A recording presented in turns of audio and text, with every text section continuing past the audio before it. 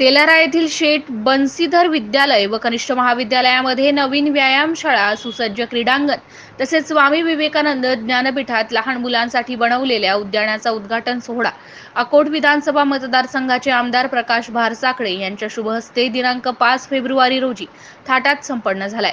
या प्रसंगी आपल्या मनोगतातून मान्यवरांनी विद्यार्थ्यांच्या शैक्षणिक विकासाबरोबरच मानसिक, भावनिक व सामाजिक विकासालाही खूप महत्त्व दिले आहे। त्यासाठी विद्यार्थी हा शारीरिकदृष्ट्या सुदृढ व्हायला पाहिजे।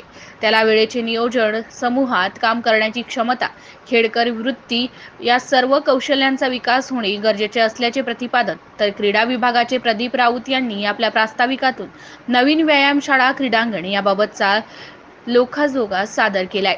या प्रसंगी व्यासपीठावर आमदार प्रकाश भारसाखळे, संस्थेचे अध्यक्ष गोपालदास मल्ल, व्यवस्थापक विठ्ठलराव खारोडे, संचालक बेणी प्रसाद झुंझुनवाला, अश्विनीताई खारोडे, विष्णुजी मल्ल, डॉक्टर विक्रम जोशी, ओमप्रकाश झुंझुनवाला, भाजपा तेल्हारा तालुकाध्यक्ष गजानन उंबरकार हे मान्यवर प्रामुख्याने उपस्थित होते।